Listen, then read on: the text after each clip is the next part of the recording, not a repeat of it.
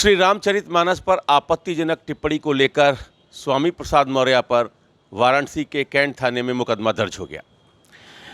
IPC के 295 ए, 153 ए और 505(2) के तहत ये मुकदमा दर्ज किया गया है। चूँकि मामला 2023 का है और तब इंडियन पेनल कोड ही तब अस्तित्व में था, जिसकी जगह बीएनएस ने ले ली है, लेकिन तब आईपीसी था और आईपीसी के तहत ही 3 धाराओं में मुकदमा दर्ज हुआ है। इस पर बातचीत करने के लिए हमारे साथ अशोक कुमार जी हैं। इन्हीं की शिकायत पर यह मुकदमा दर्ज हुआ है। जो मुकदमा दर्ज हुआ है, अब आगे की रणनीति क्या होगी? क्या लगता है कि क्या वाकई अपनी जनता पार्टी के राष्ट्रीय अध्यक्ष स्वामी प्रसाद मौर्य अब वाकई मुसीबत में हैं? देखिए, स्वामी प्रसाद मौर्य जी जो है, शुरू से उनका एक ये स्वभाव भी है कि किसी के धर्म के खिलाफ, ज़्यादातर हिंदू धर्म के खिलाफ उनके बयान आते रहते हैं। और जनवरी 2023 में उन्होंने रामचरितमानस जो हिंदू ग्रंथ है, और देश का कोई हिंदू नहीं है जो उस ग्रंथ को न पढ़ता, उसकी चौपाई को न पढ़ता, और अपने यहाँ अखंड रामायण में प्रभु श्री राम जी के वर्णन का पूरा व्याख्यान होता है। उस रामचरितमानस पर उन्होंने गलत तरीके से अभद्र और विवादित टिप्पणी किया। और वो भी कब किया? जब आप मीडिया बंधुओं द्वारा एक इंटरव्यू लिया गया था। उस इंटरव्यू के माध्यम से वो जो बातचीत में उन्होंने गलत टिप्पणी किया और गलत बयान दिया। उसको जब हम लोगों ने चैनलों पे देखा तो देखा कि अपने हिंदू धर्म के खिलाफ ये व्यक्ति बोल रहे हैं। उससे मैं आहत हुआ, और जब मैं आहत हुआ, चूँकि मैं हिंदू हूँ और भारत का हर हिंदू आहत है, मैं भी हिंदू होने के नाते मैंने एक प्रार्थना पत्र पुलिस कमिश्नर वाराणसी को दिया।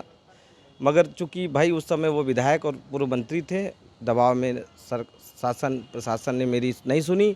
फिर मैं पेशे से अधिवक्ता हूँ, वकील होने के नाते मैं न्यायालय में गया, न्यायालय की शरण ली, और न्यायालय में मैंने 156(3) के तहत प्रार्थना पत्र दिया, जिस पर सुनवाई हुई। बाद में वो खारिज हुई। न्यायालय में भी हमारी पूरी तरीके से सुनवाई नहीं हुई। फिर हम उसकी रिवीजन किए।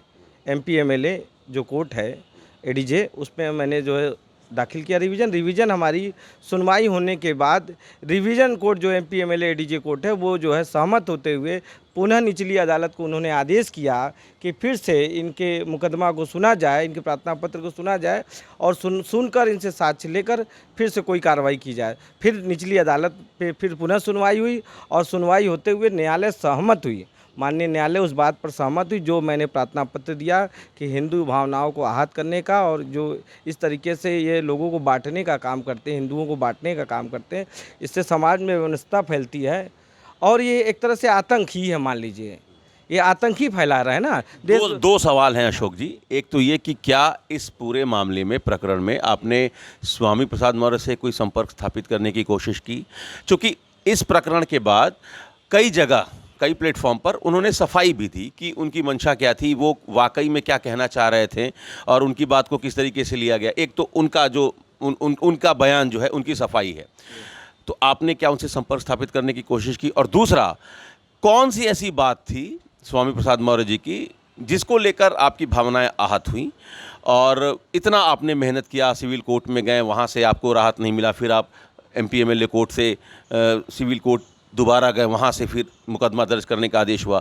कौन सी ऐसी बात आपको लग गई कि भावनाएं आहत हो गई?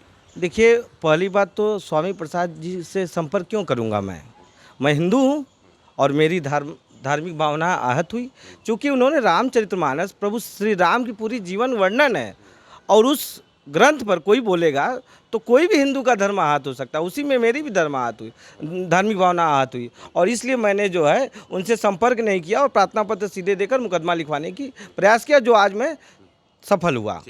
तो उनकी सफाई से आप संतुष्ट नहीं? नहीं, उनकी क्या सफाई है? वो तो हमेशा कुछ ना कुछ गलत तरीके से, हर ऐसा डे नहीं है जहाँ वो गलत बयान न देते हो। कभी कहते हैं कि वो शूद्र पे बोल देते हैं, कभी वो जो है तुलसीदास जी को कह रहे हैं कि वो अपने प्रसन्नता के लिए लिखें। तुलसीदास जी रामायण और या कोई ग्रंथ लिखे अपनी प्रसन्नता के लिए, वो गलत बोलते हैं। और इसलिए मैं अब ये मुकदमा लिखवाने के बाद मैं प्रशासन से अनुरोध करता हूं, आपके चैनल से हाथ जोड़कर प्रार्थना करता हूं कि उनके खिलाफ जल्द से जल्द अग्रिम कार्रवाई किया जाए। तो मतलब इस लड़ाई को आगे बढ़ाएंगे? बिल्कुल, लड़ाई को लड़ेंगे, क्योंकि मैं जब यहाँ मुकदमा लिखवाने के लिए मैं 3 साल संघर्ष किया, तो आगे भी जहाँ तक मुझे संघर्ष करना होगा, क्योंकि मैं हिंदू हूँ और हिंदू धर्म पर जब भी कोई आँच आएगी मैं खड़ा रहूँगा, और मैं आज भी खड़ा हूँ। तो 3 साल लग गए मुकदमा लिखवाने में। अशोक कुमार जी का कहना है कि उनकी लड़ाई जारी रहेगी, अग्रिम कार्रवाई के लिए ये पूरी ताकत लगा देंगे। और स्वामी प्रसाद मौर्य की सफाई से इनका कहना है कि इनको कोई मतलब नहीं है, उन्होंने भावनाएं आहत की हैं, लिहाजा इन्होंने मुकदमा दर्ज कराया है। आगे इनकी लड़ाई जारी रहेगी। Amit Singh, TV9 UP, Varanasi.